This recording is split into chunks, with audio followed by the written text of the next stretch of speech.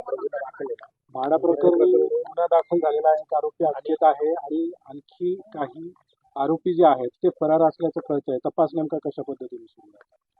कालच तपास crime branch unit 1 कडे आलेला आहे. एक आरोपी अटकेत असून पोलीस कस्टडीमध्ये आहे. अजून सखोल तपास सुरू आहे. आरोपी कोण आहे, त्याचा नेमका काय रोल होता या सगळ्या प्रकरणामध्ये? सोनू मनवानी म्हणून आरोपीचं नाव आहे आणि तो पोलीस कस्टडीमध्ये आहे.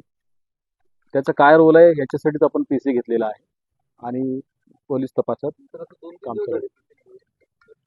काय निष्पन्न झालं? जे FIR दिलेली आहे, FIRच्या दिशेने जे काही बनावट कागदपत्र तयार केल्याचं दिसत आहे, त्याच्याप्रमाणे तपास चालू आहे. अजून ठोस असं काही निष्पन्न झालेलं नाही. काल पण एकाला चौकशीसाठी बोलवलं होतं. नाही.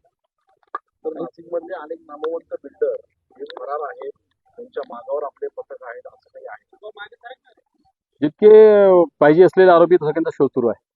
काही पथकं बाहेर पाठवली शोधासाठी? नाही सांगता एवढं मोठं प्रकरण आहे, जवळपास 49 प्रकरणासंदर्भात आवरण एकच आरोपी त्यात ते आपल्याला सापडले, तर बाकीचे आरोपी काय सापडले? तो तपासाचा भाग आहे की समजा शोध सुरूच आहे आरोपीचा. जो सापडला त्याला आपण अटक केलेला आहे. जितके असे आरोपी सापडेल सगळ्यांना अटक करण्यात येईल.